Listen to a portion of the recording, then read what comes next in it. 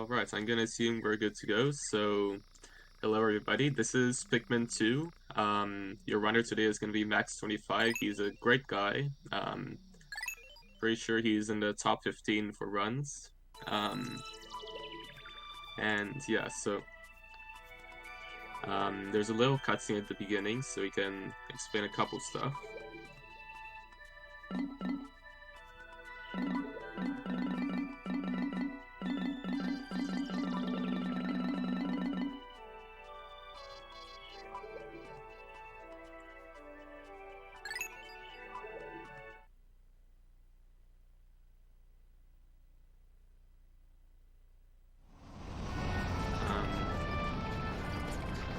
Alright, so right at the beginning you're gonna notice, so normally in Pikmin 2, Day 1 is like this really long tutorial. It like teaches you how to whistle, how to throw, how to play the game and all that. We already know how to play the game, so we didn't want to do that. So we are gonna skip all of it right here after this cutscene. You're gonna see he's gonna whistle a Pikmin and throw it in a way that might do something with it that the game doesn't want you to do.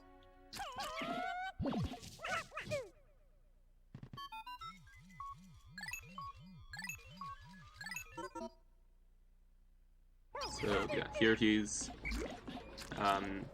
these are the Pikmin, these are what we use to play the game basically, and he's gonna whistle them and run over to this corner, and then he's just gonna turn around, throw them through the wall, and well, kinda missed there. Alright. There you go, and then he's just gonna bring them here and they're gonna fall out of bounds and die. And this game, when you get Pikmin Extinction, when you lose all your Pikmin, it just ends the day, and you're not supposed to be able to do that in the tutorial, so we just skip the tutorial. And that's the first real big sequence break in this run.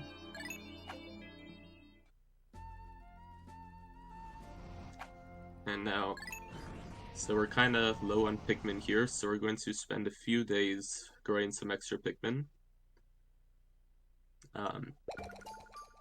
So to really progress in this game, you need to get around 35, and we're gonna get a few extra just to make the first cave go a little bit faster.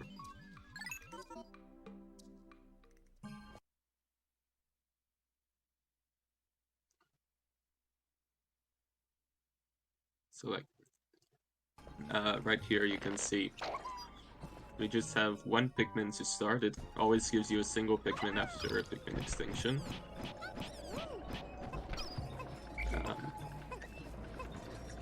And so we're gonna carry these pellets. These pellets are basically like food for the Pikmin. It helps them to grow more Pikmin if they carry it to this thing called an onion.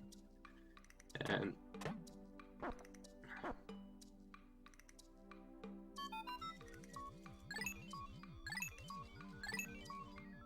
so like the nice thing about running Pikmin games is it's like your speed is sort of exponential, I would say. Sorry, the stream's sort of buffering for me a bit here. The more Pikmin you have, the faster you can start to do stuff, and the faster you can grow more Pikmin. So the first few days here, we're just slowly growing Pikmin. He's luring that Bulbor because it is slightly faster than just letting the Pikmin carry him.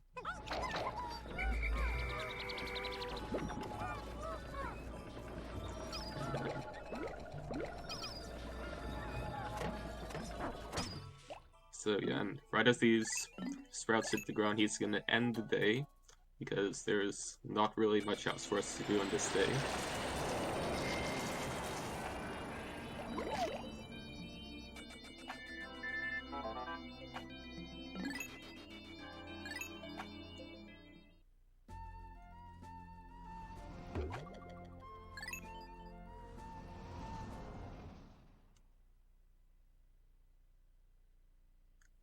And yeah, so now we're into day 3. Basically, this is by far the shortest day in the run. So we just very quickly get these 2 pellets, pluck the Pikmin that are here, and when the sprouts hit the ground, we'll end the day again.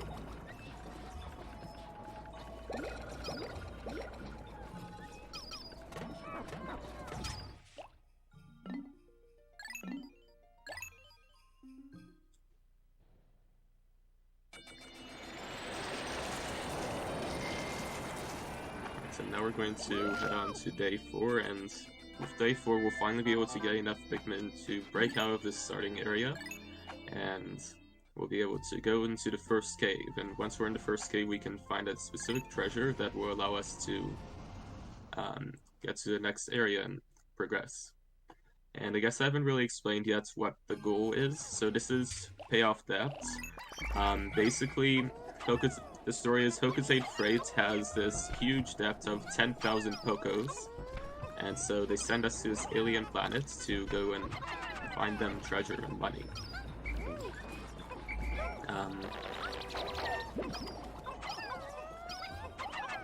So yeah, part of what makes this, what I would say is a fairly complex speed game is, if you, let's say, get a lot of money in one place, you can sort of skip out a little bit in another place and go for treasures that are worth more and take less time.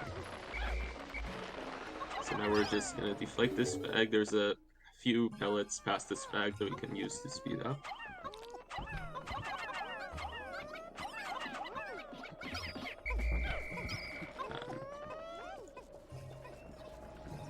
So yeah, we'll carry those pellets and then go back here. So the numbers on the pellets just basically say how many Pikmin you need to carry them. So the 1 pellets take one Pikmin, and these big 10 pellets will take 10 Pikmin to carry.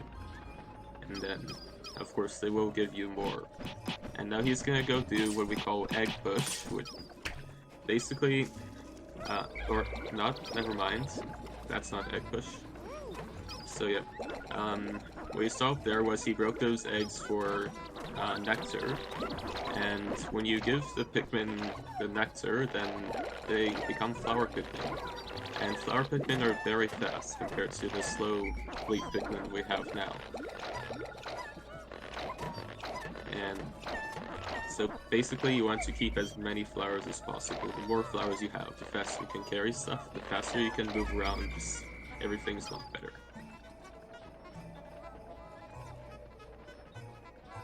Now, of course, he has quite a few drops of nectar here, but lots of the time you'll be trying to nectar your entire squad on just one nectar. It's basically from the time that the first Pikmin makes contact with it and starts drinking to a certain point after that. You can get as many Pikmin as you possibly can onto it, and all those Pikmin will drink the nectar and become flowers.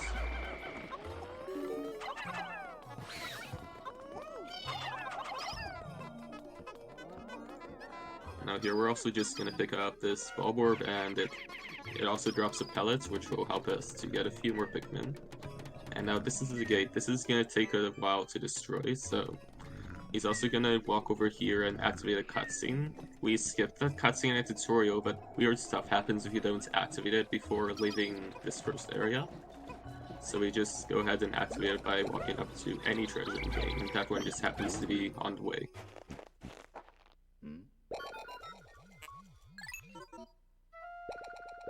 And so, this is a cutscene also left over from the tutorial. You might notice it might look a little bit weird in a moment. Yeah. So, Olimar's... I mean, wait, no, that's Louis. Louis's eyes aren't quite where they're supposed to be. Don't worry about it, it's perfectly fine and all intended. So he's just gonna pluck these, lead them to the gate, and then... yeah, so just past this gate will be the first cave.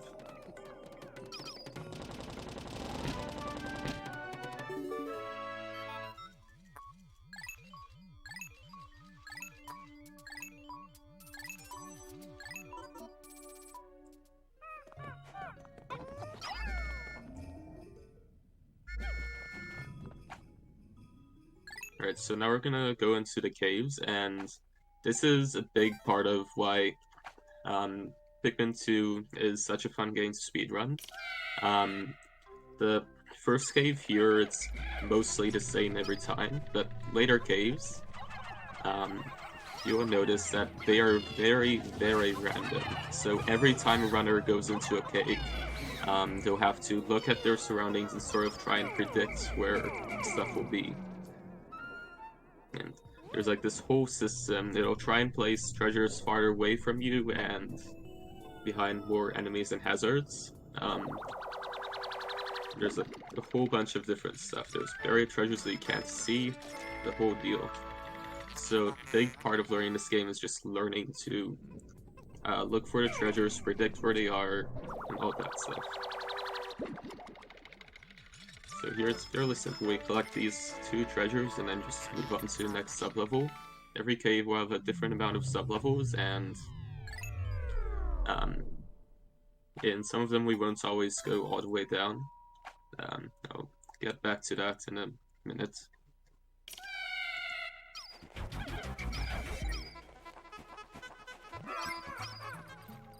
Yeah, so here's Emergence Cave 2. This is... you will notice that that treasure has a weight of 101, if you saw there. The most Pikmin you can have at a time is 100, so you might be wondering, how are we ever going to pick that up? Now, here are these things called candy pop buds, and you throw Pikmin in them, and it turns this Pikmin into the color of the bud. And so, for the purple candy pop buds, it'll give you purple Pikmin, and these Pikmin are basically just overpowered at the cost of being very, very slow.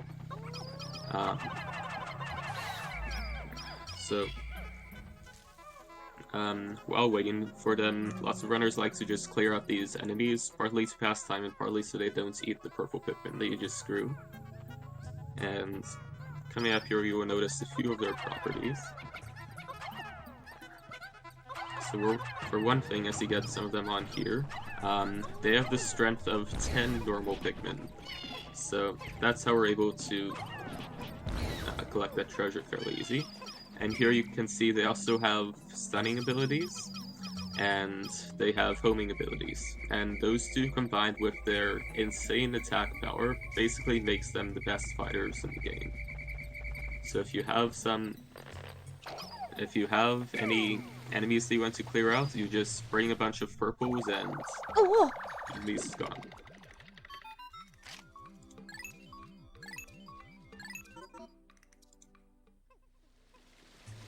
Alright, and now here you'll see a geyser. There will always be one of these in the final floor. It's how you take treasures out of a cave.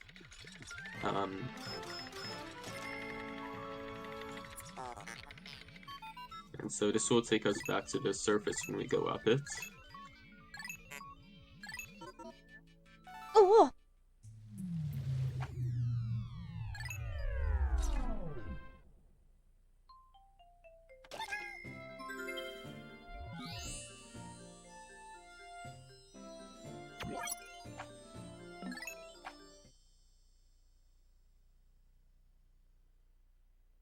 And so yeah, so that was the end of the first segment in the area called the Valley of Repose. We will be coming back here later on, but for now we will end the day and head off to the... I was called Forest of Hope. That's the Pikmin 1 name. In this game it's the Awakening Wood. And let's just say that the Awakening Wood can kill a lot of runs very easily. So we will have to see how Max does.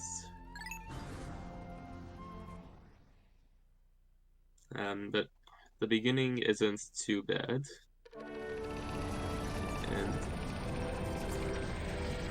it also appears that Max has a memory card in, so he will be able to save at points, and just so the run doesn't completely die, so he can show you the whole thing.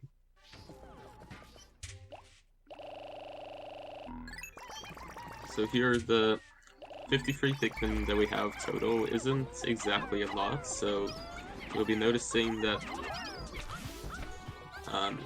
we will be growing a few extra Pikmin with the enemies and pellets that are here. And now this is a dark colored gate. These gates are very strong and take a long time to get down. So the entire... in the Pikmin community we often talk about limiting factors. The big limiting factor in this segment is getting that gate down as fast as possible. So, while we do want a lot of Pikmin here, if you keep growing Pikmin and keep growing Pikmin and then you're slower than the gates, then you're just losing time. So you want to speed up the gate first and foremost, and then rope in.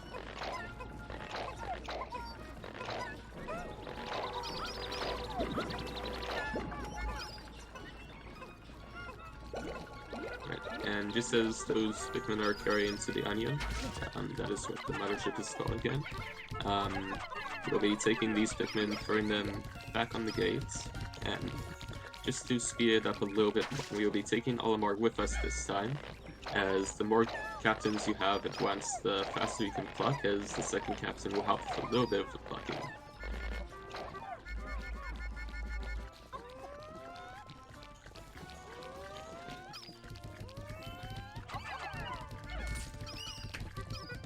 Now this enemy here is called a honey wisp. When you kill it, it breaks an egg, and that will give us a bit more nectar. And now here we're just sort of grouping the Pikmin together. This will allow us to more easily throw them all into nectar at once, so we can get as many flowers as possible. It isn't the easiest thing to do in the world, but if you can get good at it, you can save a lot of time. As you can see there, he didn't even have to go for a second nectar. Now we just take care of this single enemy, run past another enemy, and then we will be going into our second cave.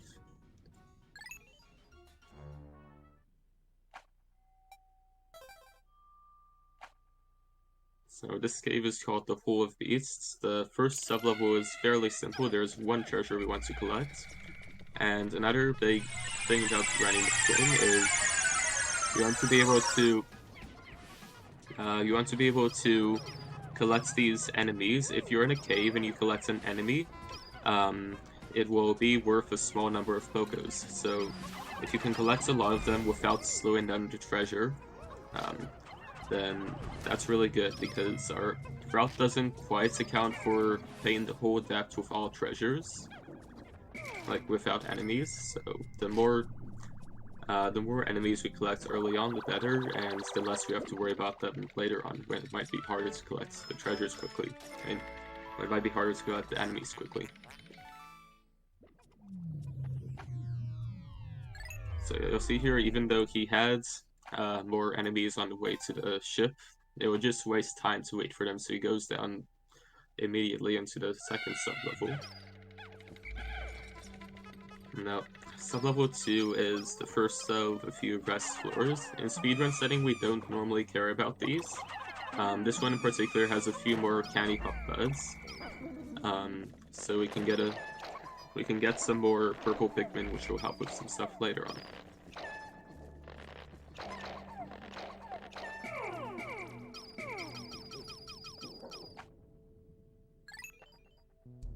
And then, so like if your only goal is to get to the hole to get to the next sublevel, it's often faster to dismiss the Pikmin. I'm not entirely sure on this, but I think it's a little bit faster to not have any Pikmin in your party, because they sort of slow down the captain's run speed too, so the Pikmin aren't being outmatched. So here we have two treasures. You'll notice that we're collecting one that is farther away first, and then running back to one that is closer. And that is because the sublevel is only as fast as its slowest treasure is collected.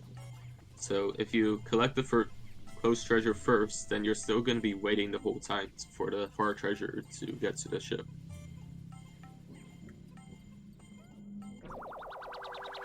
And so now we're just sort of waiting for the treasures to be collected, and then go into sublevel 3.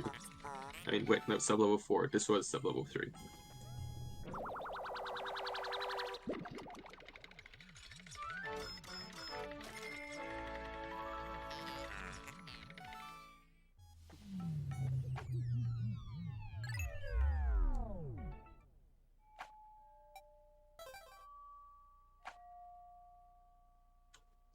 Alright, so now sublevel 4 its layout is basically just a big room with 6 alcoves, and we have a bunch of different rules so we can always know exactly where everything is.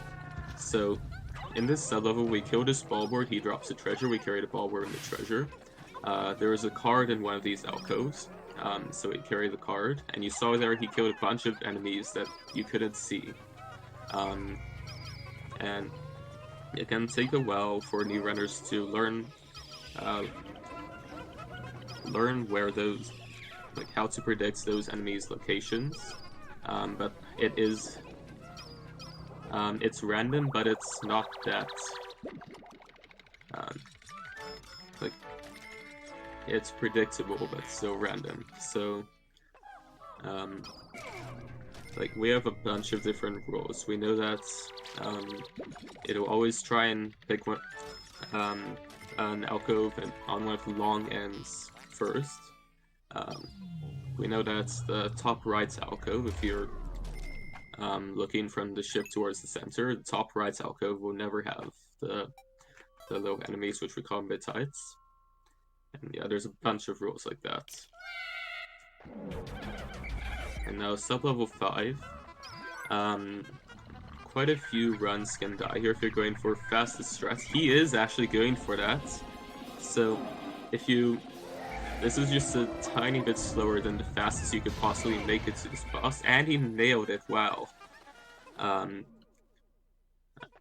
A tiny bit slower than the fastest you can possibly make it to that boss, the Empress Boblex, and then you will hit a specific points in her resting animation cycle, so that she sort of gets stuck doing an animation and can't react and throw off the Pikmin. So you just kill her before she does anything. Even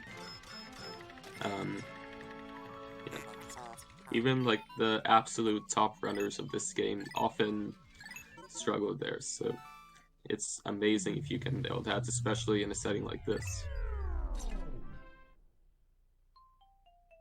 And so that is the end of the Hole of Beasts cave. So now there is a very short above ground segment where we're basically just gonna head straight into the next cave. And next cave will have a few things that'll help us to go very fast.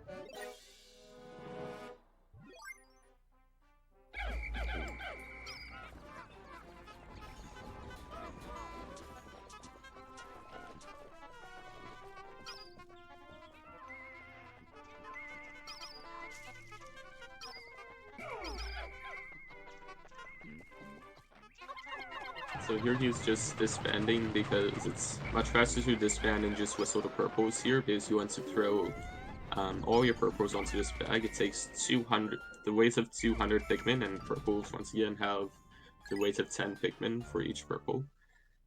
So yeah, you just yeah.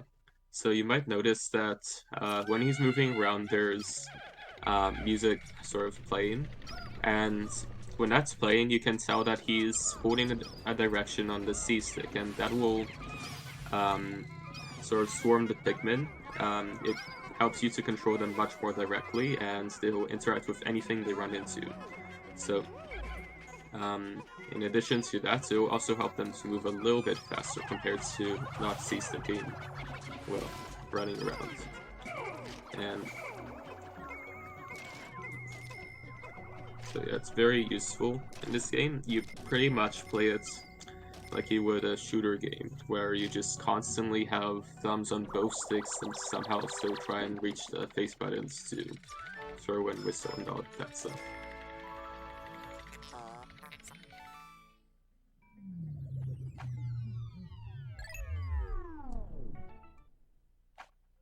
Alright, so this cave is White Flower Garden. That was White Flower Garden 1. Very simple, very similar to Hole of Beasts 1.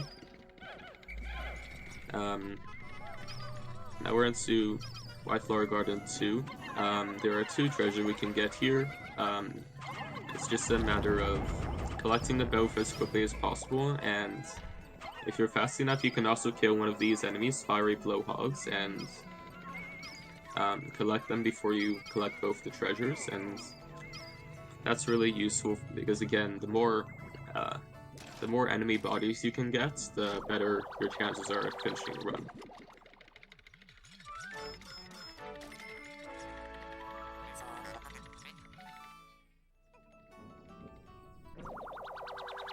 So yeah, just 2 treasures here, and then we'll be going down to the next level, and the next level will introduce something that's very essential to the speed and optimization that comes with Pikmin 2 speedrunning.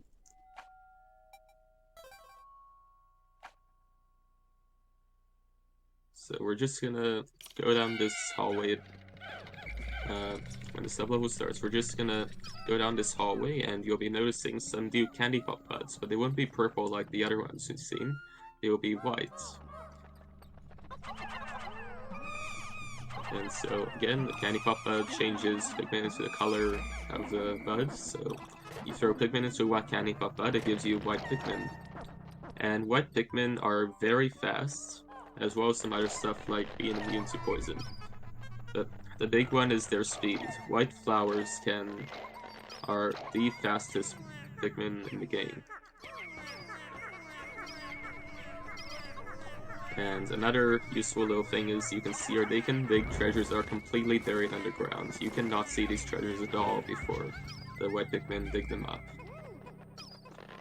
And so he's whistling those because at the moment they are leaves, and again, we don't like leaves. So there's a very, very conveniently placed honey wisp here. We can just attack him, he gets us nectar, and then we can very easily nectar those Pikmin. Now here you're looking for a small little patch, well, the biggest patch of purple scariant that you can, so if you replace the slow purples with fast whites, they'll give you quite a big speed boost, because we're waiting for that one treasure to get back to the ship before going down.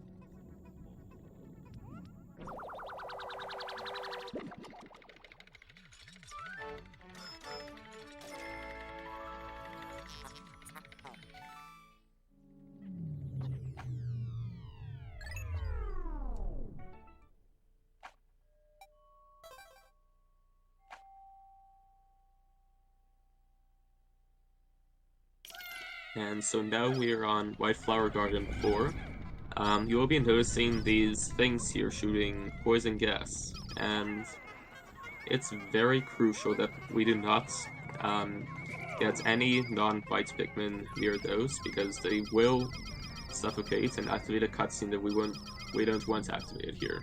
You also notice this is the first level where we are skipping a treasure. That mushroom you can see on the right side there. We are skipping that simply because it is barely worth anything. And also because if you don't collect all the treasures in a cave, you skip the cave complete celebration thing at the end of cave results. So it saves time in two ways there. And now White Flower Garden 5, time for another boss. This is going to be the Burrowing Snagret. Very simply, you just want to kill it before it finishes a certain animation, so that, well, don't damage it too much before it finishes one animation, and kill it before it finishes another animation. We did lose 3 Pikmin there, that's alright, because they were all red Pikmin, and red Pikmin are very disposable. I know chat is going to be mad at me for saying that, but it is the sad truth. So yes, this Snagret head, you know, see through 5 whites on there. It is worth quite a few Pikmin, and it doesn't have a cutscene playing like a treasure would be when collected. So you always want to try and get Snagret heads when possible. So he sped it up just so it stays ahead of the other treasure.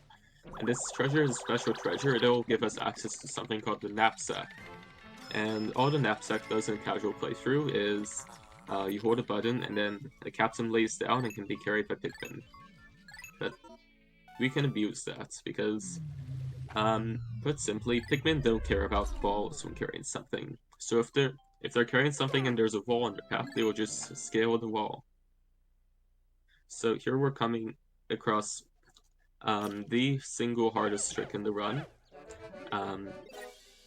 So to start, we're gonna take just a few Pikmin. There's a wall up there, and we're gonna go up that wall with the knapsack. That is a big reason of why we go to White Flower Garden so quickly. So you can see here he did get caught on the wall there, so you can simply retry, and again. So this can be a little bit precise because you're basically trying to get them to path in a specific way, and that can sometimes be precise. So he's just carrying that above ground treasure. Even above ground there are treasures, and yeah, this one's very conveniently on way. So there you saw he threw a Pikmin into the poison. When you throw a Pikmin into a hazard, it plays a cutscene, and he also wasted that scale at the same time. So when you're the game is still like running. I'm not explaining fast enough.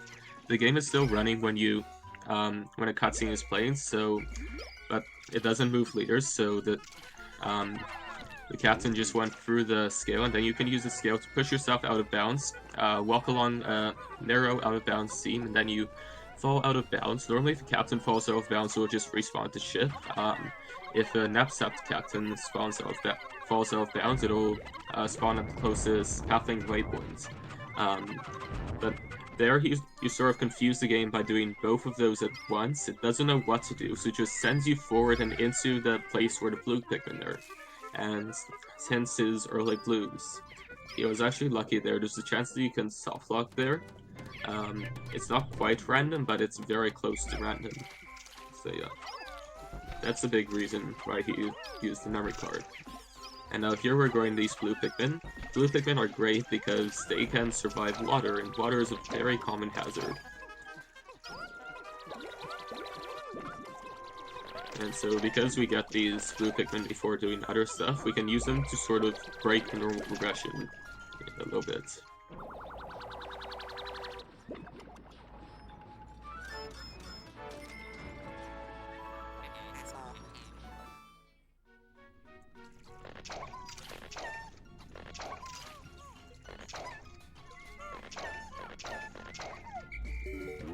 Alright, so now we're just quickly plucking these. And going into this cave. And this is the Staggered Hole Cave.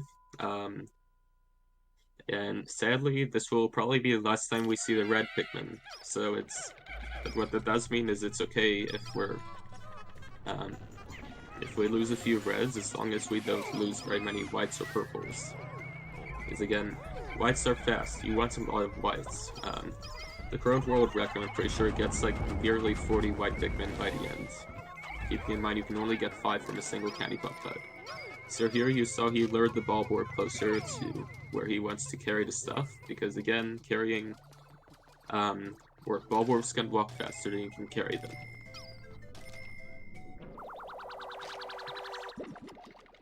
And there is actually a treasure by that hole. I don't know if you quite saw it there. There's a little feather. It is a treasure, but we skip it because it is near on worthless. And also, again, that way you're guaranteed to skip the Cave Complete cutscene, even though there are more treasures here that we will skip. So, Staggered Hole Sub-Level 2, there's one treasure we want here, and one treasure only, that is a giant strawberry. He sees it there because you can hold R to get a close-up view, and that'll sort of level it out so you can see huge areas at once.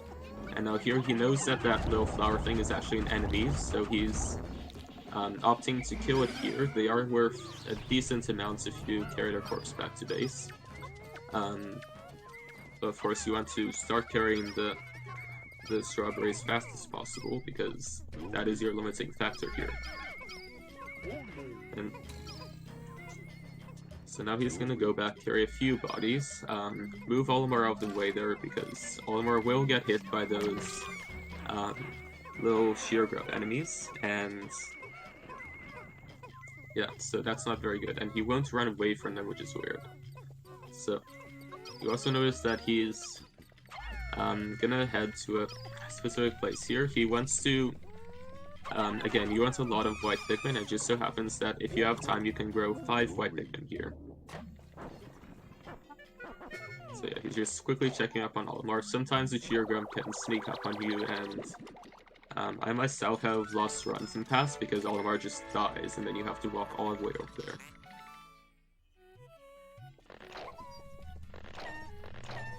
Yeah, so here he is going to lose a little bit of time because he does really want these whites, and then he's going to head off to the next sub-level. And any Pikmin that aren't sprouts or dead will always be teleported to the next level with you.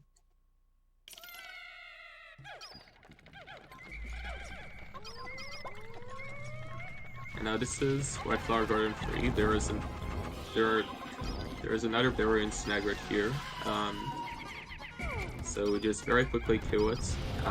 If you add its worth to the treasure we collect, it's 50 Pokos, fairly quick, and we have to wait to take down a gate to get to the next level anyway, so we might as well just kill it on our way.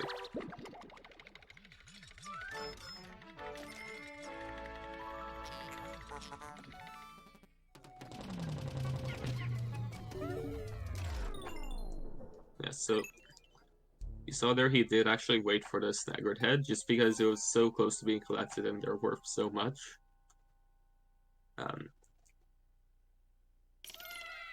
Yeah, so now we're going into Snaggered Hole level 4. This one can be a bit tricky at times. You'll notice there's this electricity, and electricity in Pikmin 2 is an insta-kill. If a Pikmin that isn't immune to it touches it, they will die immediately. So you want to be very careful around those hazards. There's also just killing these enemies because they're on the way. And you're actually looking for 2 treasures here. There's 3 treasures on the sub-level. You're looking for this marble. And also, somewhere in the sub-level, there's gonna be an enemy dropping from the sky. And we will be probably skipping that cherry. It's fairly rare that people go for it. But yeah, that enemy just kind of rudely... Oh, he actually goes for a cherry. That enemy just rudely drops on you, but if you kill it, you get this packet, so... yeah. And the annoying thing about treasures dropping from enemies is... they aren't dictated by the same rules as normal treasures are. They can be just about anywhere in the sub-level. There are spawn points, but then they spawn in a specific radius around those spawn points and the cave units. So it might as well just be completely random because there's so many of those enemy spawn points.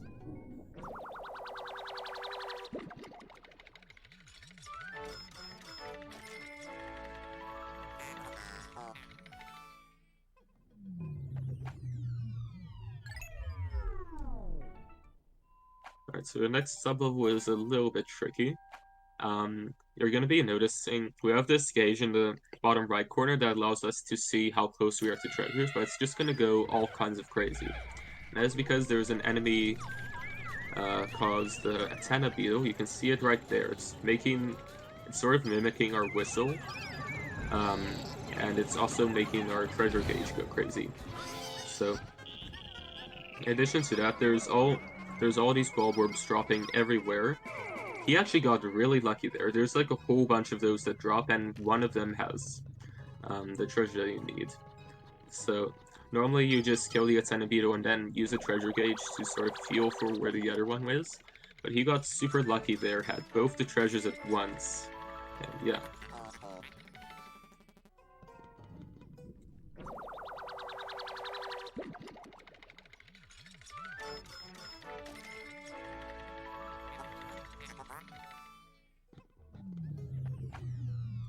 So that was Snaggered Hole sub-level 5.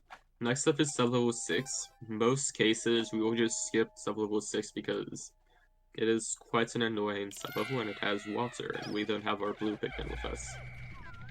However, if we get lucky, there is a treasure on the way, and we can collect it. It's fairly fast and worth a decent amount, and it'll allow us to skip a treasure later on in the run. So that's the best luck you can get on this. The worst luck is, well, aside from that, whatever happened there, some of the worst luck you can get is a wall blocking this hole, because, you know, there are walls blocking off alcoves, and the hole can be behind a wall. So if that happens and there's a lot of water on the way, you're pretty much just gonna have to reset. So, yeah, this is now Snaggered Hole 7. You met the Berry Snaggered before. This is the pileated Snaggered that spans because it can jump out of the ground and has a lot more health, so we have a much more precise quick kill there. And sadly we do have to sacrifice 3 more red Pikmin. But yeah, if you notice, he made sure the Snagrid was off screen. If you don't do that, then the treasure that he drops can go absolutely flying, even more than what you saw there. So now, he is heading this way. There's a dark gate blocking this geyser. Gates in general, caves, are much weaker compared to gates in above ground sections. So it won't take too long, but he still wants most of his Pikmin here.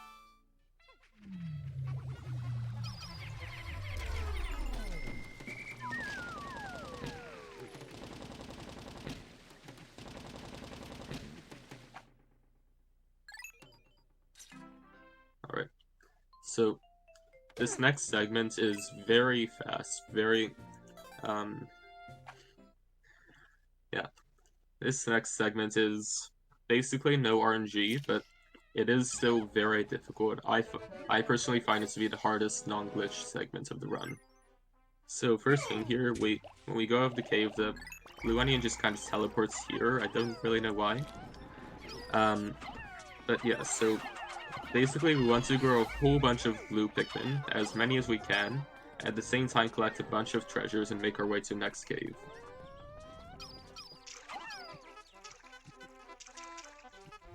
And now, so you'll notice he's going through this water here to attack this pile of sticks. This is actually a bridge.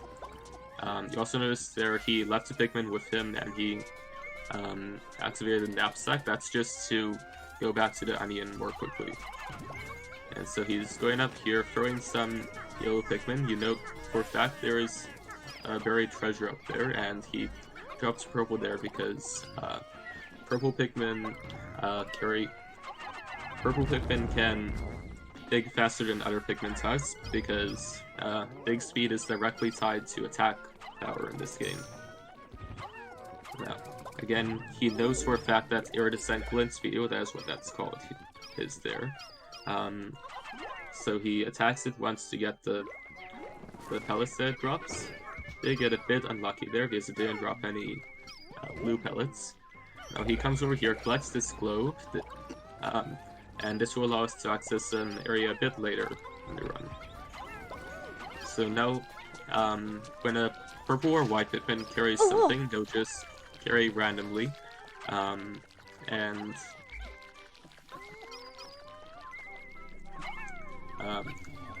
if they're carrying something with a Pikmin that actually has an onion, it will always carry to that Pikmin's onion. So, here you'll notice he's just using a knapsack to sort of climb up a tree. There is also a treasure up there. Pikmin are basically idle after they finish carrying you, so they'll just go after that treasure instead of joining your party. Yeah.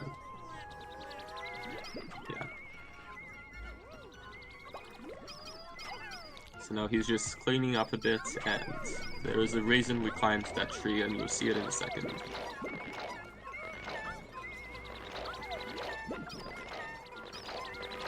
Now we're just plucking these Pikmin. One fairly useful thing is that if you have 100 Pikmin out in the field, none more can spawn, so instead of putting them in the ground as sprouts, an onion will just add Pikmin inside of it, because they do also carry Pikmin in addition to helping the Pikmin to populate.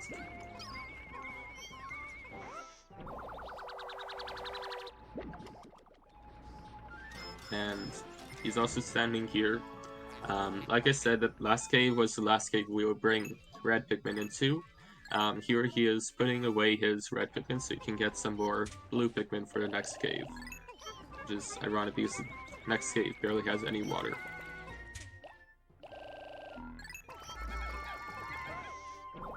But a fairly useful thing in this game is if you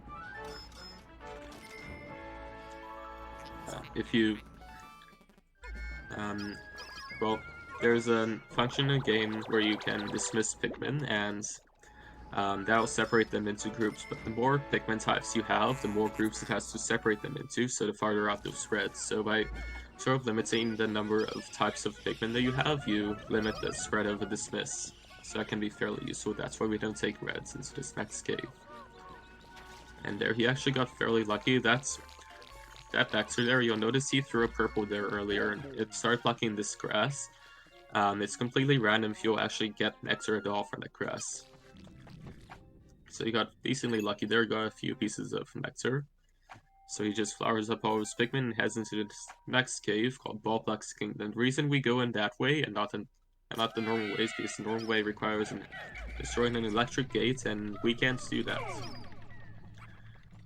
So this first sub-level, he did get a bit unlucky here with a faraway Bulborb. This big Bulborb here has the treasure that we want. So he's luring it closer once again and just taking it down. And also taking down these Bulborbs because they'll probably get in the way otherwise. And again, he doesn't carry them because they're barely worth anything and they would arrive slower than the treasure.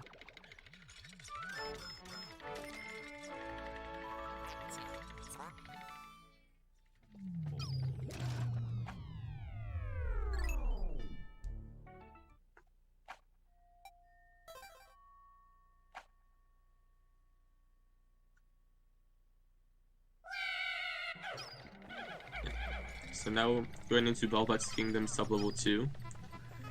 Here there's just one treasure once, but you'll notice there's a lot of fire.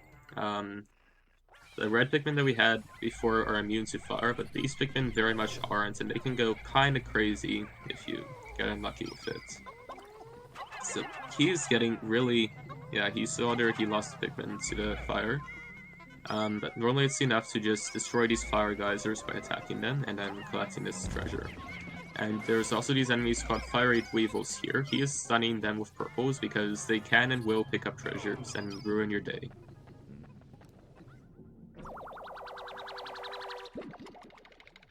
And now he's basically just hoping that if his Pikmin run into a fire before the treasure gets there. One fairly annoying thing is hazards don't stop their cycle while treasure cutscene is playing, so that's a fairly cheap way to just lose a whole bunch of Pikmin. So this is Ballblack's Kingdom sub-level 3. Sub-level 3 doesn't exist. What you saw is a lie. We don't do anything there. But yeah, there's like one treasure there and it's not worth anything. There's a lot that can go wrong if you go for it.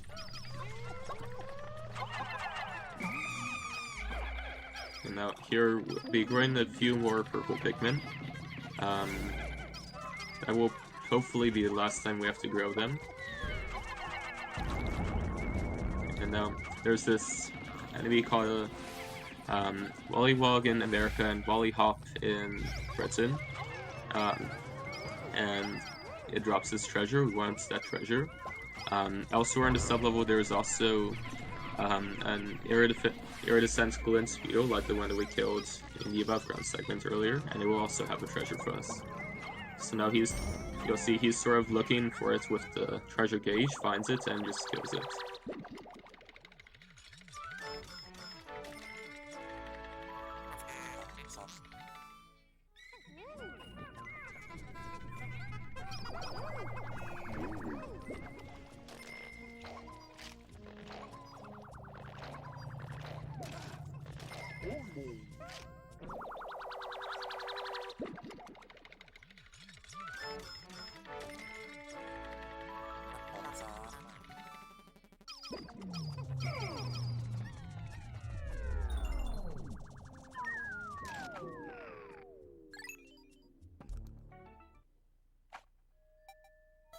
Alright, so that was Ballblack's Kingdom sub-level 4. Now going into sub-level 5.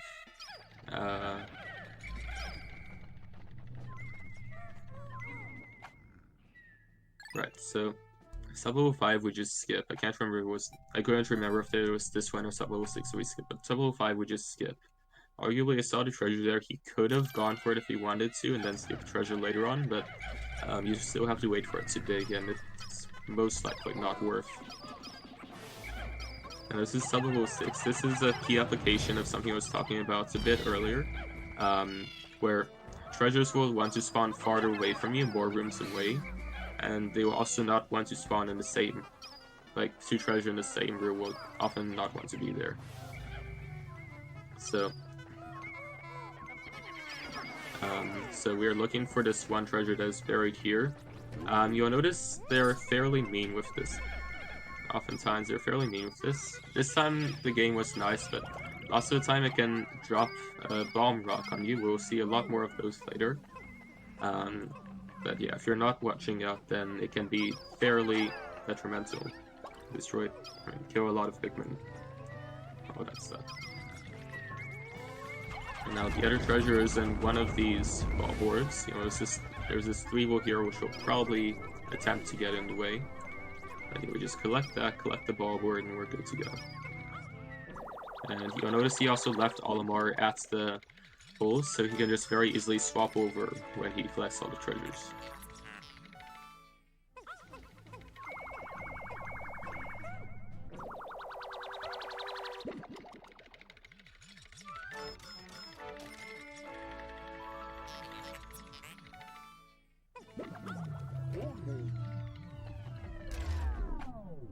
So that was Baldock's Kingdom sub-level 6. Next level will be the final sub-level of the cave.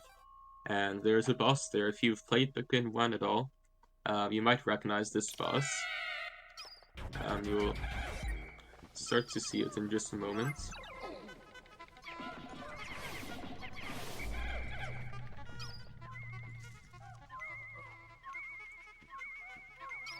Yeah, so you might see there's like a pair of eyes peeking out from the sand.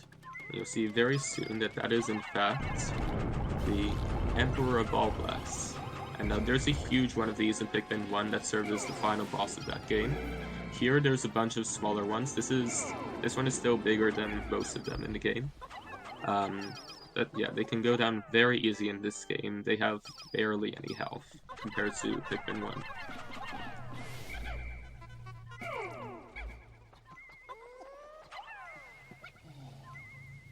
Now, here, once again, Knapsack, Pikmin carry stuff up walls, so you just go up there. There is another way up there that's like the intended route, but there's a lot of fire geysers you have to avoid, and it's not the best.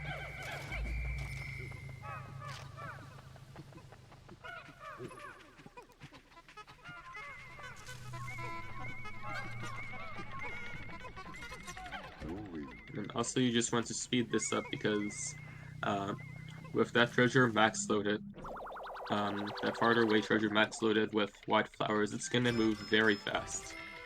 So you do want to make sure that the other treasure is still fast enough to beat it into the ship.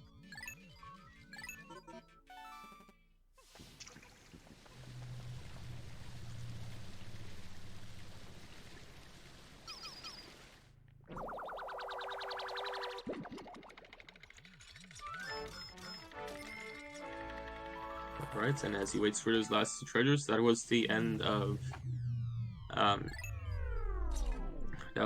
Hole of Beasts, and we are now basically halfway to clearing the depth and halfway through the run. So next we will be ending the day and going back to Valley of Repose.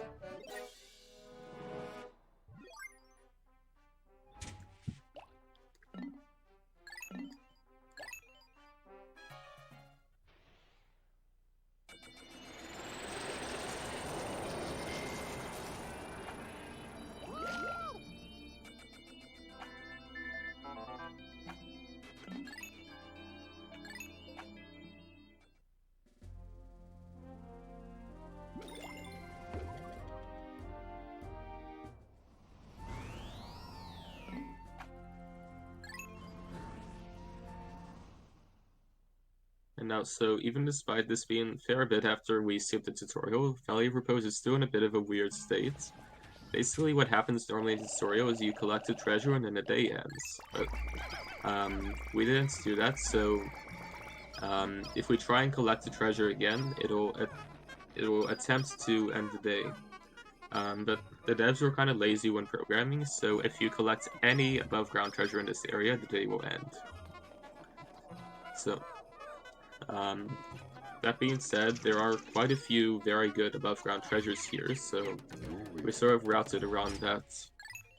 And you'll see here in a moment, we'll be slowly starting to carry one treasure back to the ship. And we are at least partially racing this treasure as we try and get to the next cave that we're going to.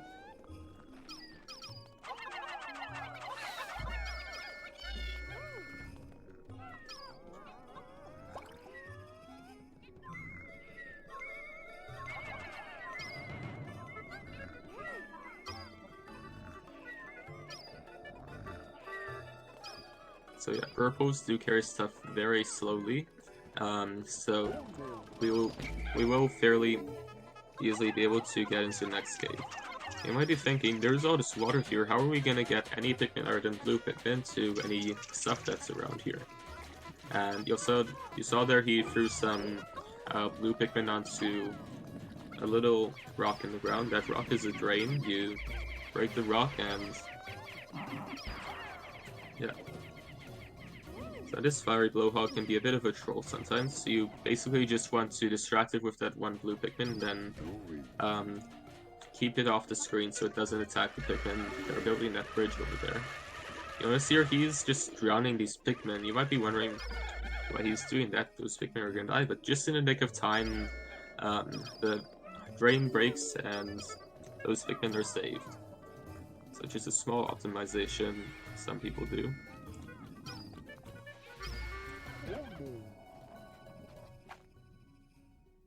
And out here, the Pikmin are still technically in the squad here. It's the same thing that we saw in Ball Black's Kingdom. It's just they need to be in the squad and not actually at the hole to go into the cave.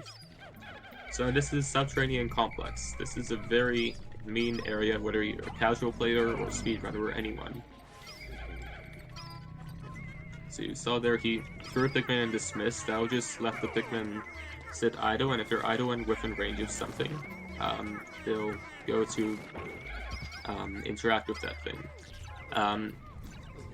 Here is another pretty big application of score. He knows that there's two treasures here, we skip one of them. And the treasure that we want to spawn second according to the score system. So we'll spawn in the place with the second most score.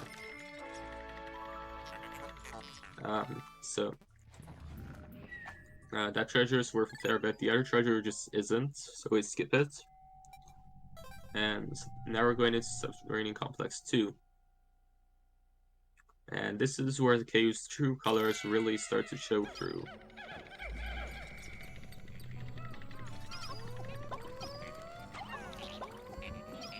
So these little rocks on the ground there, those are bombs. If Pikmin attacks one of those, and they will try and attack them actively.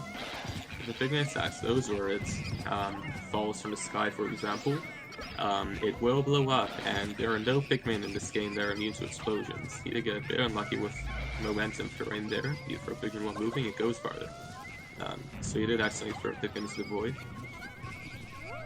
It's fine, Pikmin are disposable anyways.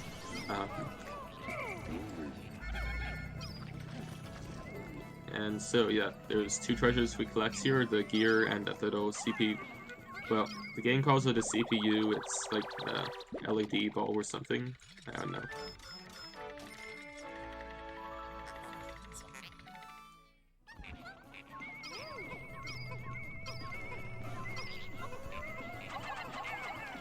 Yeah, so he did slightly mess up the optimizing so both the treasures arrive at the same time there. He didn't quite have enough Pikmin on the treasure, or it didn't dig or something.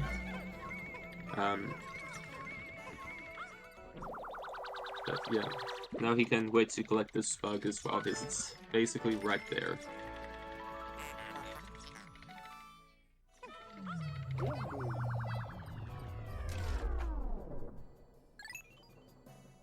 And you saw there that treasure was called the Spirit Flogger. That's how this entire cave feels like, really. It's just a drag to go through.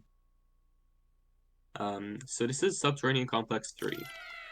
In our resources on speedrun.com, we have this huge flowchart of all the possible ways you can play this based on where the 3 treasures are placed. That's right, there are 3 treasures here. One of them is in a cannon beetle that is partly buried in the ground. You'll notice there's these cannon beetles that are just sitting on top of the ground. There's one that's like burrowed in the ground. And then there's 2 treasures just sitting out in the open. So there's like this huge flowchart of what Pikmin to take where, what Pikmin to carry, based on where you see the treasures.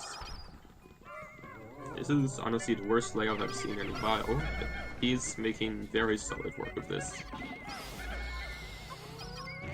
Now these fire geysers, if you were like tasking, you could probably just task in a way so a treasure pass safely over them without the Pikmin burning and dying. But humans can't really plan for that, so yeah. So again, this is the Cannon Beetle. What's scary about these guys is they kill your Pikmin by crushing them, and in this game, no Pikmin are immune to crushing, so it's not always the best. And honestly, this is just an unfortunate layout, really, because you want to... Ideally, you would have at least one treasure close by, so you can have the purple Pikmin on that treasure, and blues and whites carrying the others. But here, all three treasures were far away, so it's just bad to plan. Well, hard to plan around.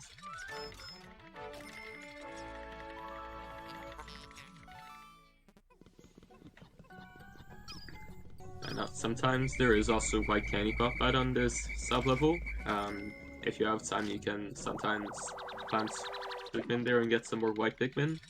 But it's not a huge thing if you can't do that. You just do a little bit more on the next sub-level.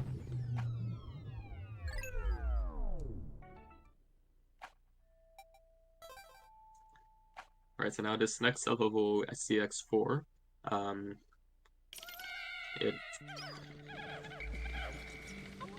it is just a rest sub-level, so you get to contemplate your life decisions while growing some white Pikmin. And like, if you get the white candy pop on sub-level 3, some people will, most people will just grow 10 whites here, but there is a third bulb so you can grow more. And there's also lots of eggs so you can flower up all those whites very nicely.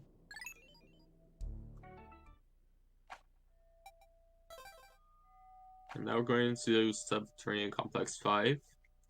The hole can be in one of two places. If it's in one place, you can very easily just take the knapsack over there. If it's... or not. Okay, ignore what I just said. Yeah.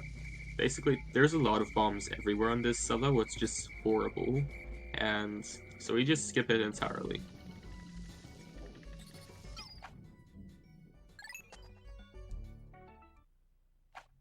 And you also saw their little sneak peek of what's to come. Those bomb rocks that are moving around are being carried by these things called volatile dweevils. Basically, for whatever reason, they carry bomb rock at the back. They will run towards you and ignite the bomb, and basically try and kamikaze you. Not very nice. Here, these are...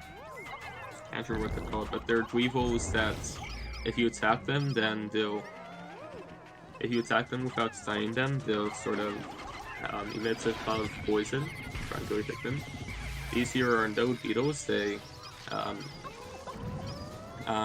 electric enemies, so just bad all around. That being said, one of them by themselves is completely harmless.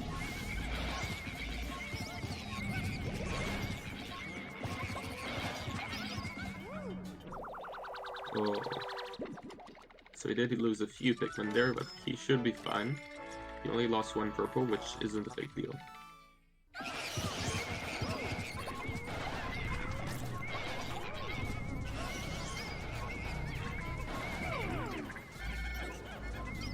And so there you can see, you can... different Pikmin have different likelihoods of being stunned by purple. And Dweevils are very nicely guaranteed to be stunned if you throw a purple near them. And if they get stunned, they drop the treasure they were holding. So you saw there that one of them was holding a treasure. And you can just stun it once and get the treasure before it recovers.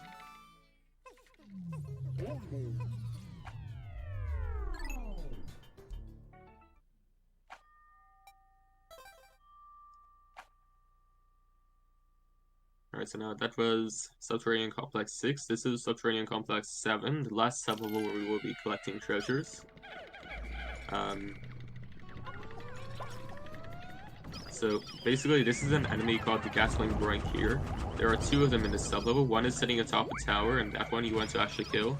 This one is just wandering around the entire sub-level, being annoying, so you want to kill it. These enemies can revive after being killed. So notice, if it comes on screen again, it will have a health bar despite being dead. So you do want to carry it back, just so it doesn't mess up your future plans. Now there are 3 treasury ones here. Normally they're all sort of in the same place.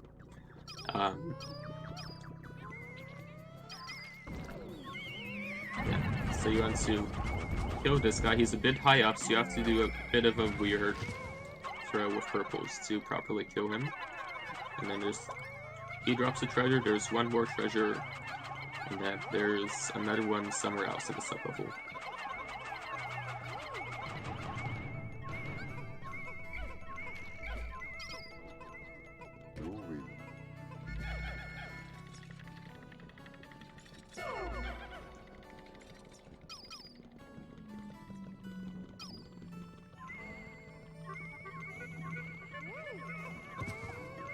There was just also this one other treasure. This guy here, Volatile Weevil, he likes to follow the treasure, and we don't want him to follow the treasure, so you have to sort of force him to follow the player instead and just keep the player away from the treasure. So it looks fairly risky if you don't know how to do it. It can be a fairly dangerous strat to go for, but Max has done this a lot, so he'll be fine. Now we're just waiting for these treasures to finish collecting. And then there's one more rest floor. On that floor we'll just be...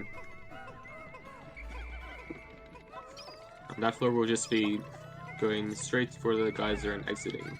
And you notice we actually skipped the final floor here, because there is a boss here. The treasure the boss drops isn't worth very much, and it's a very slow boss to kill if you don't have something that we don't have. And so, this category is pay off depth. There's another category called All Treasures, where they collect every single treasure in the game. And what makes that run quite a bit more complex is there are these things called sprays. There's Ultra Spicy Sprays, which make your Pikmin fast and strong.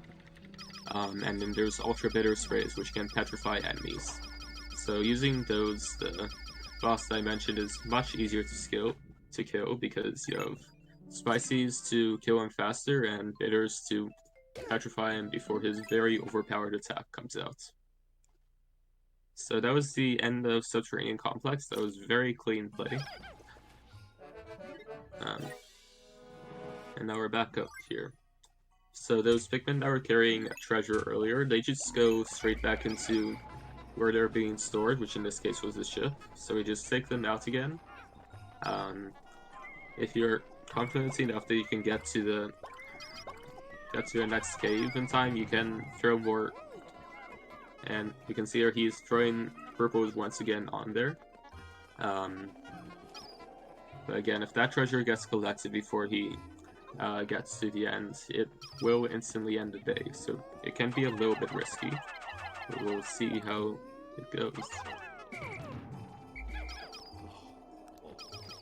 So in here, he's taking a few Pikmin with him. After this cave, we will be collecting quite a few above ground treasures, and you can just get this one a bit less out of the way now by taking these Pikmin over here, and yeah. And if you throw purples against collision, they have sort of a weird arc. Normally you would need a type of Pikmin that we don't even get in this run to be able to throw up to that treasure, but you can just throw purples.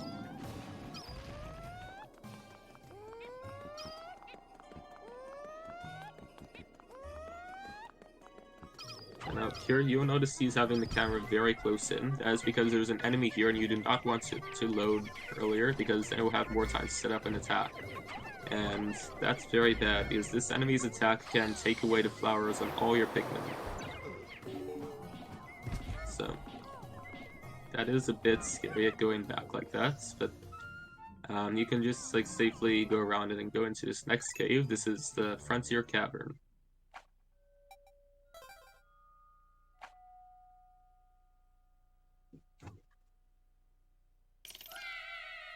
So Frontier Cavern 1, depending on the layout, it can be very annoying.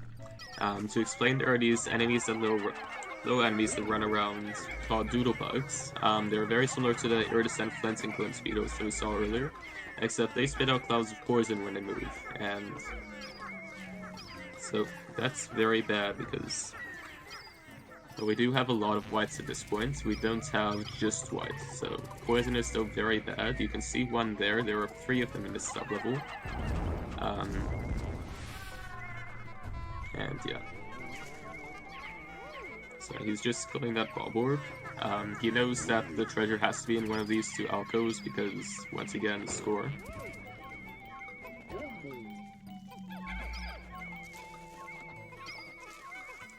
So my PC just did something weird and I need to make sure I didn't leave the call. Yeah, so you just collect those 2 buried treasures and then you'll be on your way.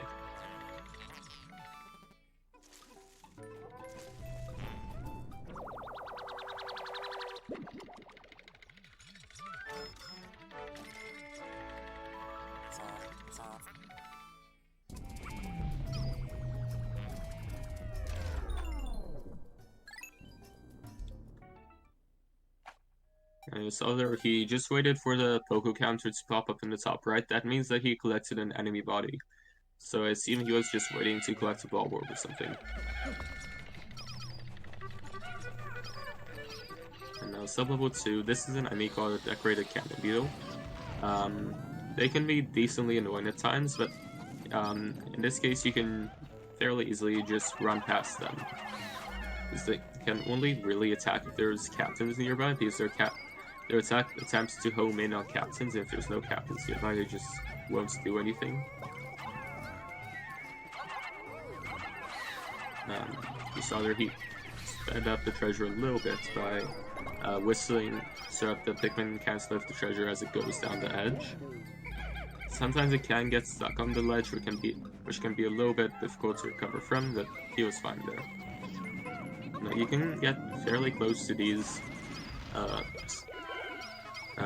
hairy bulb. Oh! Yeah, so that was a lot of deaths. That was the Decorated Cannon Beetles I mentioned. Yeah. So, luckily most of those were blue Pikmin, so it isn't as bad as it could be. Those enemies can very easily take out all your Pikmin at once. But, yeah.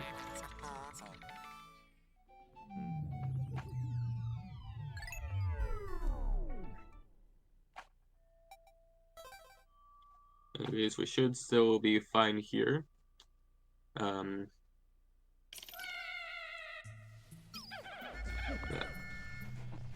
Past this cave, there are still 2 caves we go to, and you can still finish them without very many Pikmin. Remember, we still have a bunch of Pikmin and the onions in the ship. And sub-level 3 can be a bit annoying at times. You have 2 wandering enemies. One of them is these things. These are Bulbmin. Basically, it's the parasitic Pikmin that takes over a Bulb Orb's body, and because Bulb Orbs can't be affected by any hazards, neither can Bulbmin. They're immune to all hazards, so they can be very useful for that, as well as just giving us some extra general Pikmin power. This is the Bulbair. Right there you saw the Bulbair ate a white Pikmin and then got poisoned. Normally we try and avoid that, but it is what it is. And Bulbairs can, once again, they're like the gap-filling groins, they can revive if they're dead. So he's just sort of carefully taking care of these hazards so nothing horrible happens. And then carrying the big Bulbair and the treasure. And he is looking here for buried treasure and he found it. And then he also left some Pikmin with his... Or did he?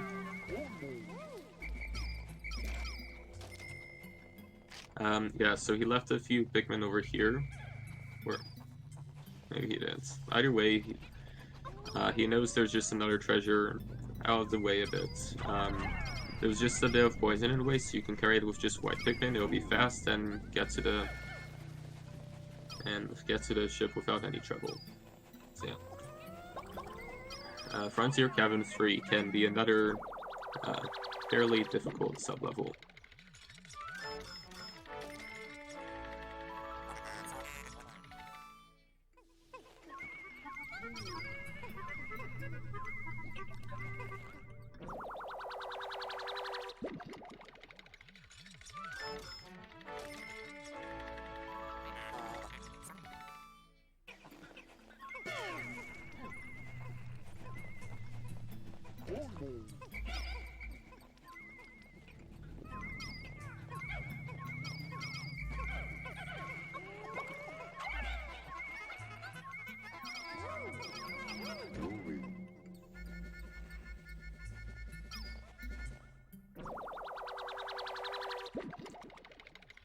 so now as this treasure in the ball bear gets collected, you can just head off to the hole and head on to some, hopefully, easier sub-levels.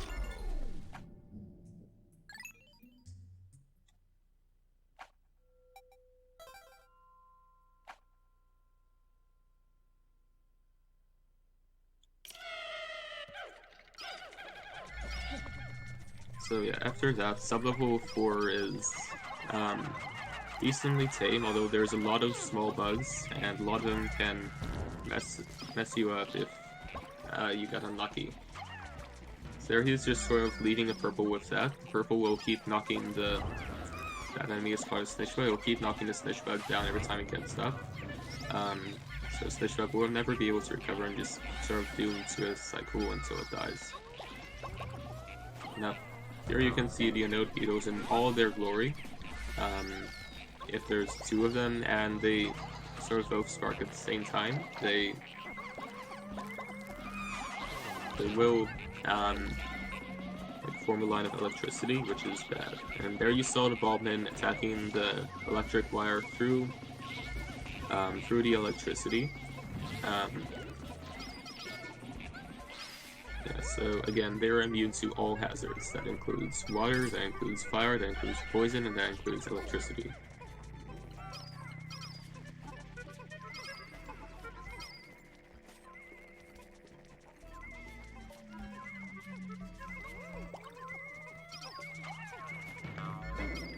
Alright, so this is a very good sub-level if you don't have a lot of Pokos. We have this system of Poco checkpoints, so if you have a certain amount, then you know like how many bug bodies you need to catch up to the route. But yeah, this is a very good sub-level to catch up on bug bodies if you need more.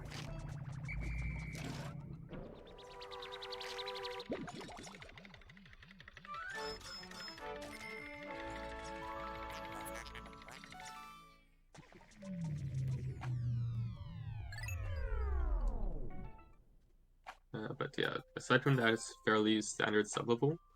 Now we're going to be heading off to sub-level 5. Sub-level 5 is a rest sub-level, although it still has a treasure, and we will be collecting that treasure. These enemies are called Mamutas. There's a fair bit of lore with them. All you need to know is don't swarm them. If you swarm them, bad stuff happens, because they will plant all your Pikmin. In a casual playthrough, they are decent though, because they can any Pikmin they plant will be instantly flowered. So what you can do is get them to plant all your Pikmin and then slowly sort of try and kill it with Pikmin that you're plucking, and also just by punching it.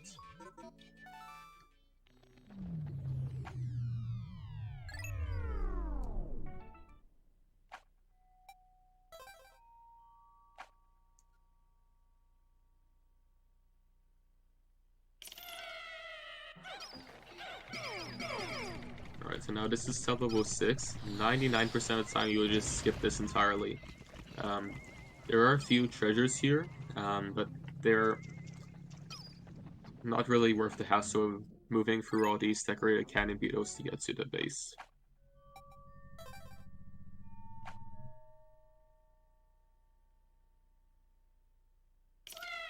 Yeah, so now we're going into Frontier Caverns 7. This isn't the final sub-level, but it will be the last one that we do, because the boss is rather annoying to fight without sprays.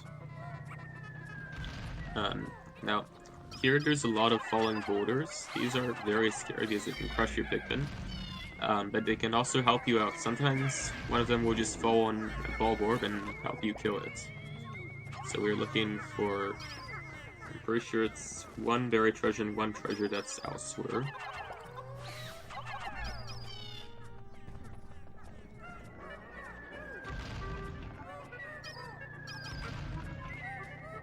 And so you can see here, he sort of knows because of how the game likes to, spawn treasures in.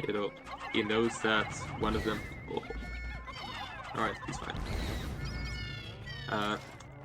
The game sort of likes to spawn them in far away from each other. And you'll notice those Pikmin weren't crushed because they were actually protected by the treasure. That's really useful. It's also why he could mostly safely run past the decorated cannon beetles before. And yeah. And there is a hole there going down to the boss. Again, the boss is just bad. We don't want to fight that boss.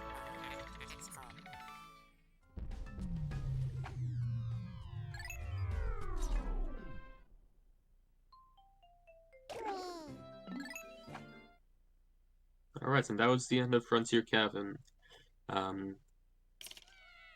So now we will be cleaning up a few above-ground treasures in Valley of Repose before heading off to a new area. So, you saw there, this treasure is very conveniently just right here, so you can pick it up.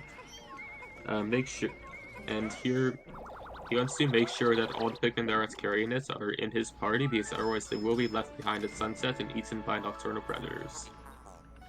So if you've ever played this game, you've probably had a run-in with accidentally dismissing at the last moment before the day ends or something like that.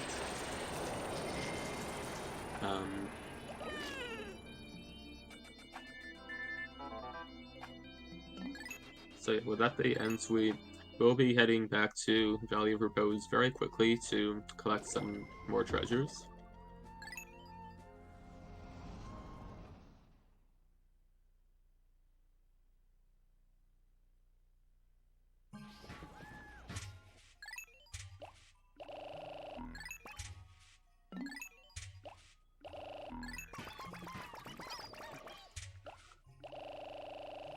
Alright, so now that at this point, we've basically just done everything that we would have done in the tutorial anyways, except not in the tutorial. So now that area's entirely back to normal, except there's one treasure over here that we're gonna collect.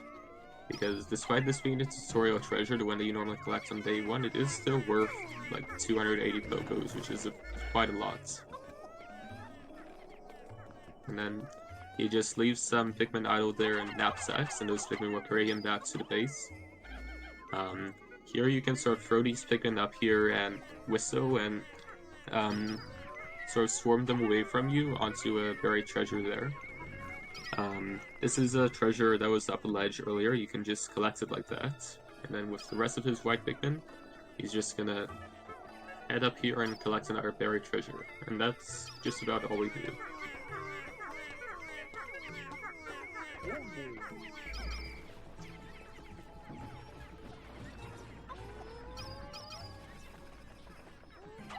And then you see here he has purple flower, the purple leaf. Those are slow, so he's just bringing it up to a nectar to flower it.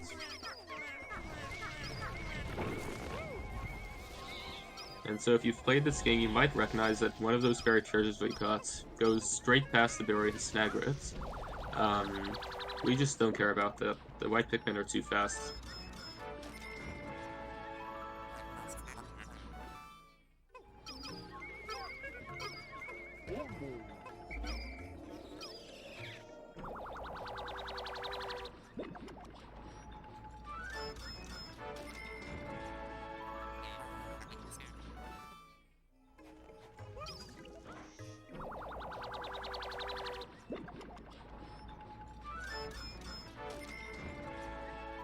And with that, that will be the last time we will be seeing the Valley of Repose in this run.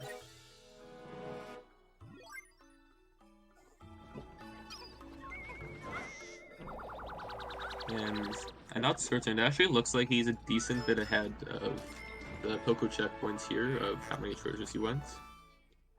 Yeah, so in ideal circumstances, you would be at 8,100 Pokos at this point, and then you know exactly how many treasures and bug buddies he wants. But as it is, he only needs to get 7 Pokos worth of extra treasures, and that's like 1 big Bulb Orb or like 3 small Bulb Orbs, so it's basically nothing.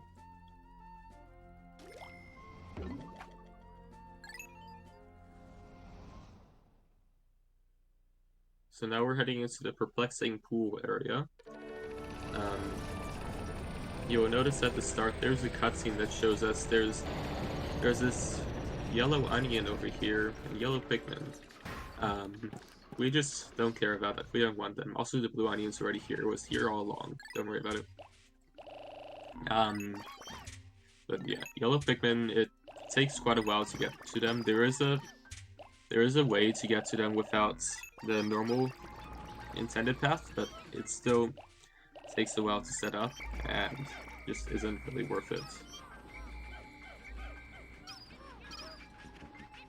As they're immune to electricity, and as scary as electricity is, it still isn't really worth getting them. You'll also notice you can only have 95 Pikmin out because the wild yellow Pikmin that are sitting over there do still count towards the 100 Pikmin limit. So you can only enter this cave as Citadel Spiders with 95 Pikmin. But yeah, so COS1 will we just skip this most of the time. He is running into a shear up there. But yeah, there is a treasure you can get there if you're very low on bug bodies, but it takes like 30 seconds to get. So it's only if you're desperate. Now, Citadel Spiders 2, there is a few treasures we want here. Some of them can be behind walls, and so usually we will prioritize walls before anything else.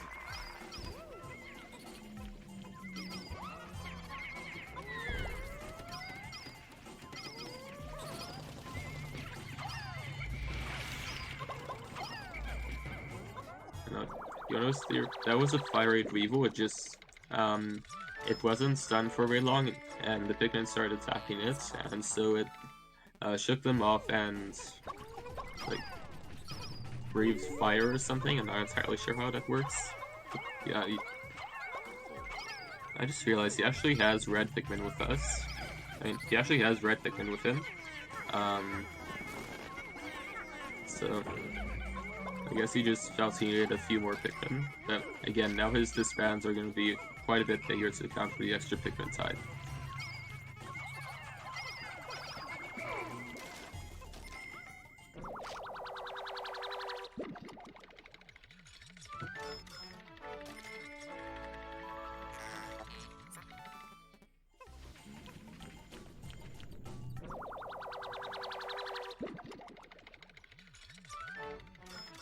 Alright, so as he just waits for these last few treasures,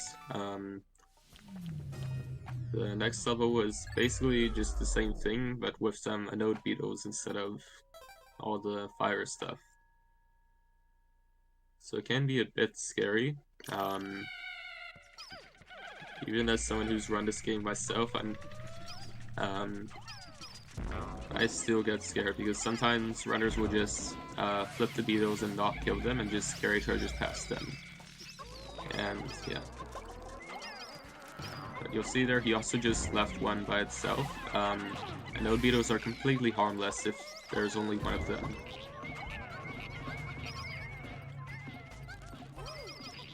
Yeah, just the same, we'll collect that. There's also buried treasure somewhere. And you can see he sort of saw with the treasure radar it's here. So there's 2 treasures and then he's gonna move on.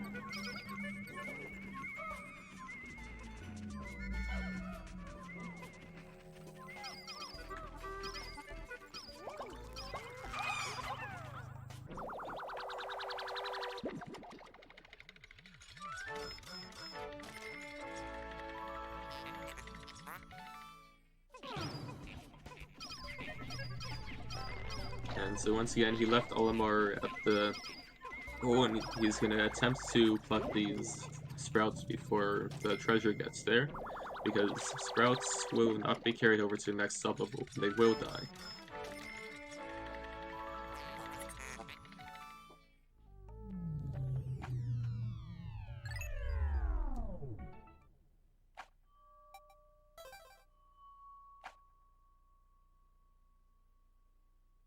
So now he's going into Citadel Spiders sub-level 4.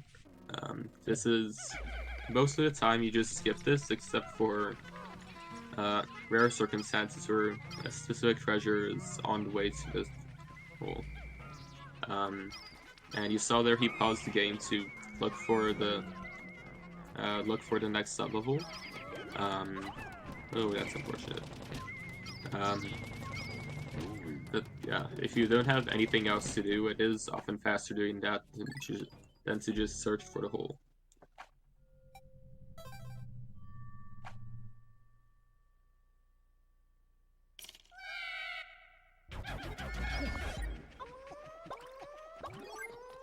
And now COS5, this is, in the traditional sense, the last boss we're gonna see, and there's also a random buried treasure here. So, he just starts digging that and takes the purple Pikmin over to this area. And this is the beady long legs. I hope no one in chat has arachnophobia, because you should probably look away then. Basically, you want to try and get as many purples on in the first bit. He'll probably shake them off and then you can just attack the beads.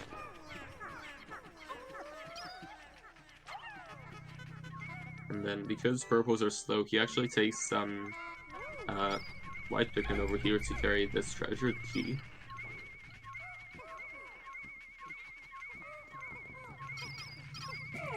And then it will arrive at basically the same time as the other treasure, which is a diamond and worth quite a lot.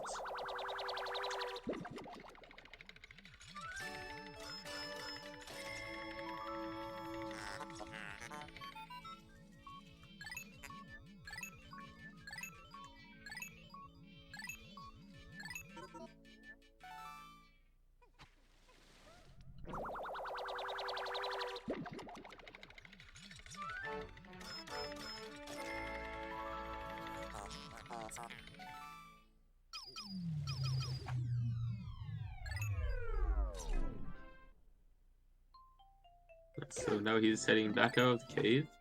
And now, I said there was the last boss in traditional sense. There is technically one more boss, but you don't really fight it head on. We'll see that when we get to it. But for now, he's gonna go over here, collect one above ground treasure.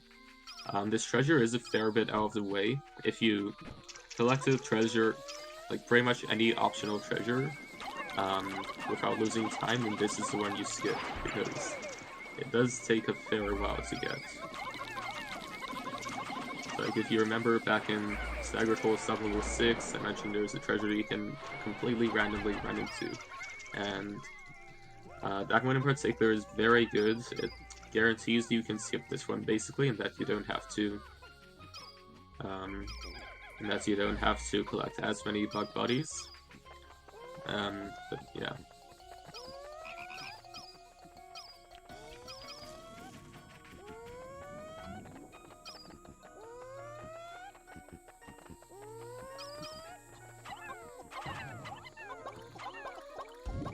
Alright, so now he's gonna go over here. These are like little scale blocks. You might remember them from when we got the blue Pikmin. But basically, you just want to get a captain up there with a white Pikmin. And the final knapsack exploit in this game is just going to be going up here and skipping an electric gate to get to our final cave.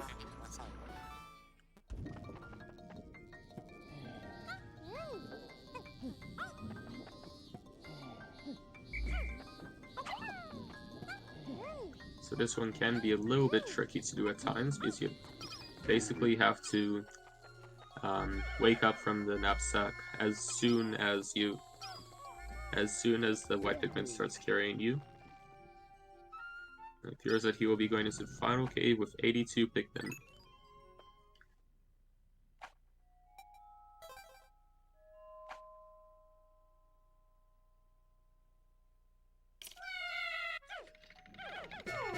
So now we were in the Glutton's kitchen.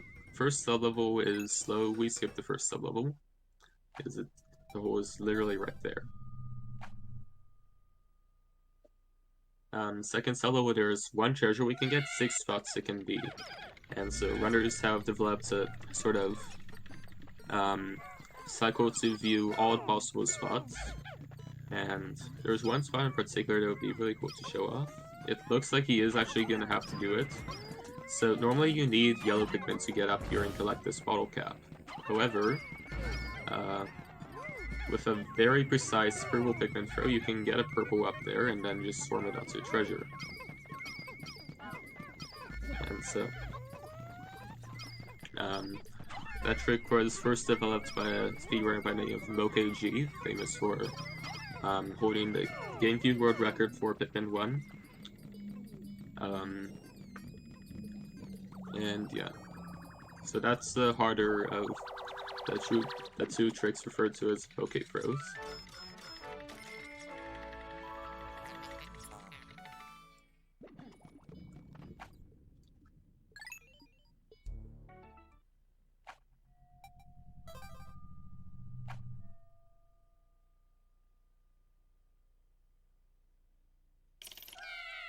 And so now he will be going into Glutton's Kitchen sub-level 3. There's a few things in here that can mess you up. Notice there's going to be these little bugs walking around, and they have that little nest. You can see one of them here. That's a bread bug. They like to carry treasures and collect them for a nest. And they're very cute when they do it. Mostly harmless, except they're slow. We don't want them to pick up the treasure. And there's one treasure, you can see it right there, that they can pick up. So sometimes that can be a bit annoying. Also, you will see here he's getting attacked by a flying enemy called a Puffy Blowhog. They can also be very annoying at times, but this one wasn't too bad. You can just distract it with a single purple. There, you can see he's being a bit reckless with these electric wires, and that's because this is the last cave. You don't really need Pikmin catches as long as you can finish.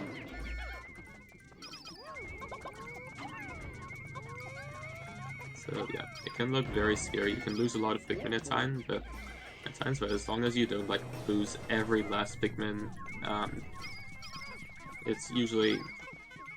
you'll usually be fine to finish a run. At most, you only really need like 40 Pikmin for the last sub-level.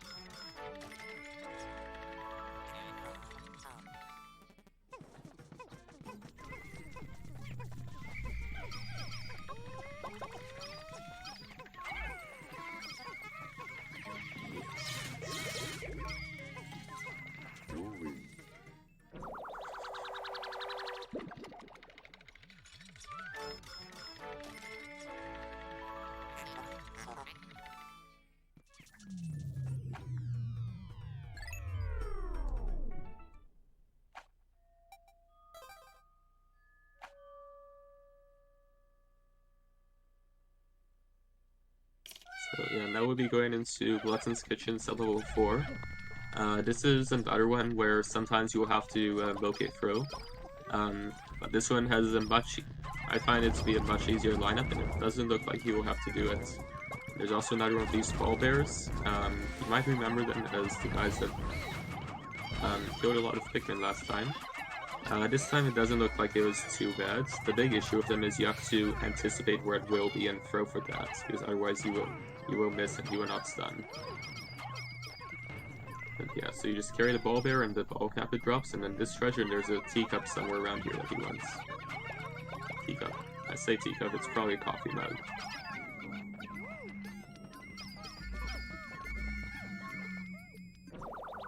And then there is a bread bug there. Sometimes they can carry a treasure that you find, but usually it's not in the way.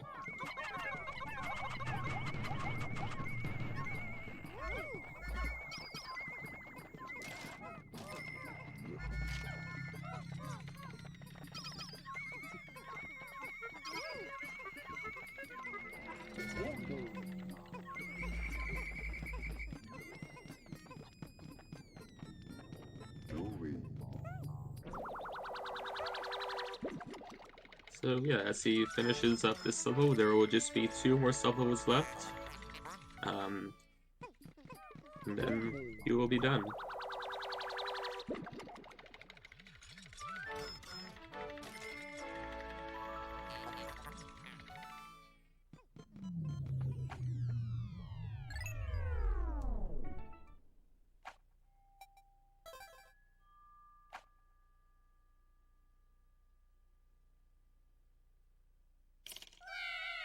So yeah, now we're going into Glutton's Kitchen's level 5. You might remember the armored cannon beetle larva from before.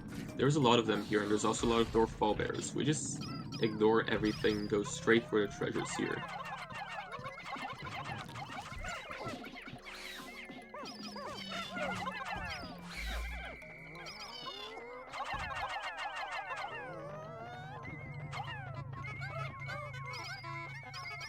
You can see there he's sort of throwing some white Pikmin off to the side. Oh, that's unlucky. Sometimes eggs falling from the sky like that can just push treasures out of the way. And that one in particular can be especially annoying because it's such a heavy treasure and you need just about all the spots around it too. This is some really bad luck here. It looks like he's fine. So you just carry these two. Most of the time, there's these armor cannon beetles here. You can either just scrap them or have the Pikmin carry fast enough to go past them.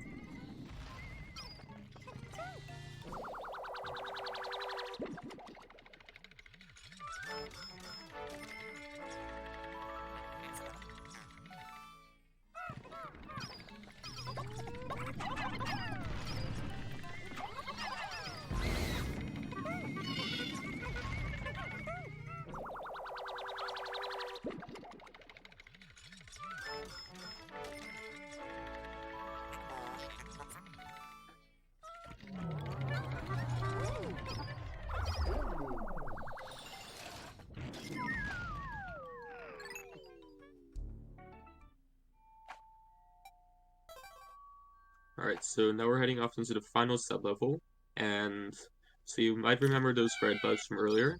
Here there's two bread bugs and also a giant bread bug. And the giant bread bug drops the treasure when he dies, so you want to try and kill it as fast as you can. So what he's going to do is kill a few node beetles here. That will leave some corpses for giant bread bugs to go after, and it does there. He's going to try and carry it back to his nest. And you just carry it over to the ship. That'll do half the giant bread bug's health and damage. There's these two bread bugs both carrying treasures. So you just carry those. Giant bread bugs being nice here, going straight for the other treasure. Actually, that might be bad. Now he's gonna have to wait to kill the other bread bug to get that egg, because collecting that egg is routed in. And we get all the treasures on this floor.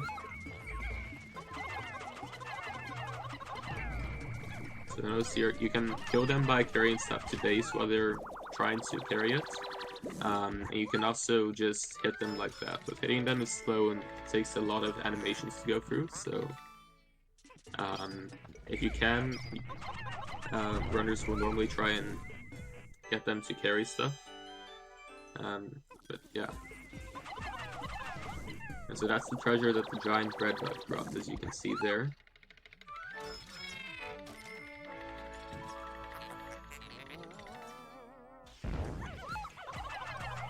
I'm actually thinking here, he might be a little bit short on Bocos in the end, but we will have to see.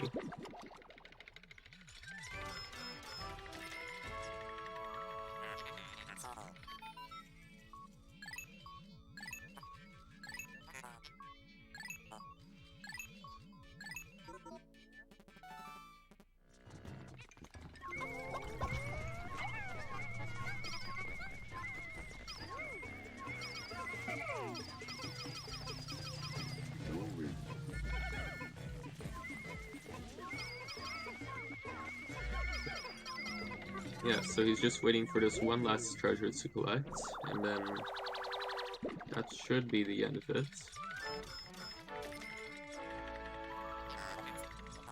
Yeah, I forgot how much that was worth. He actually overcollects it a bit. So now we have the 10,000 Pokus that we need. So he's gonna exit this cave. Try and...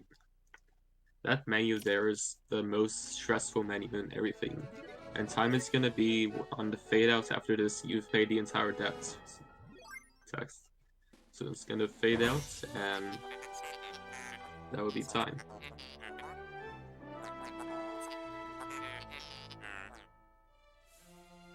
Yeah.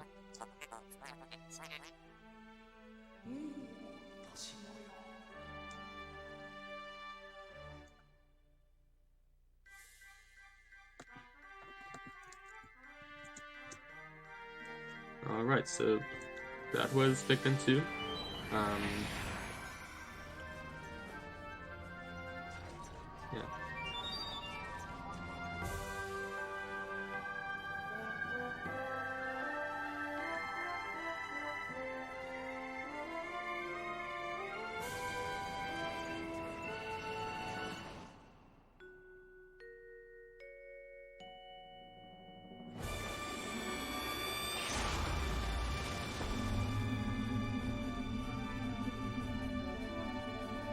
Looks like we'll have Max on for a interview.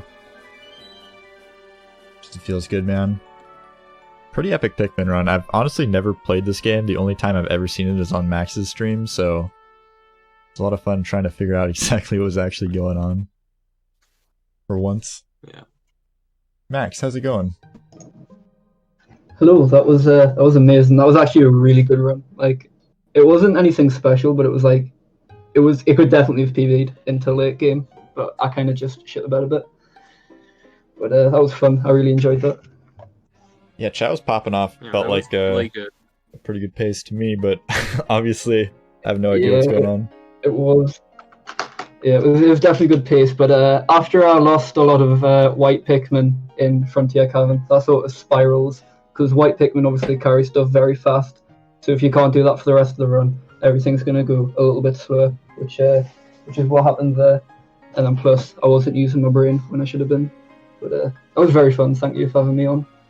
Yeah, thanks for filling in some time. We had a lot of time to fill, and Pikmin, pretty long game. Yeah, a lot of it's a very endurance-based game. Yeah, what made you want to run this? Because there's a lot of RNG. Most people would, duck away from that instantly. But do you like the RNG, or like what do you like about it? So I've played this game since I was about 4, so I kind of just enjoy the game. And then obviously I got into starting running Mario first, and I'm like, oh, what other games can I speedrun? And then ended up trying this one out, and it's fun. It's different. It's not a normal speed game, but it's definitely fun. It's definitely a different pace from Mario, where it's all just like movement, and you're trying to make sure everything works off like perfectly. But Right, here there's exactly. like, it's like trying to like figure out routing like while the game's going on, kind of. Yeah, exactly. I'm gonna plug the Pikmin 3 speedrunning Pikmin speedrunning Discord. I'm gonna actually drop a link because why not? You should check it out. Loads of great people around there. Particular shout outs to Cap Revenge. Cap is an amazing runner of this game, second place, and he taught me pretty much everything I know. And Jack Draz as well. Jack's a good one, fellow British runner. You should go check them out on Twitch. But yeah, like I say, thank you for having me on. I really appreciate it. Yeah, it was a lot of fun having you on. We're gonna go ahead and AFK for a while. I think I'm furiously typing on your mic end. Or is that you typing? I think there's like some audio loop going on. That's okay though. Furiously typing on my typewriter, trying to get the AFK screen up, but we will be back at 3 p.m. For some more SMO any %, so stick around. Maybe we can get a pickup game going if somebody wants to play something. But thank you guys for being on. Appreciate you, a person, for the commentary. And yeah, see you guys next time.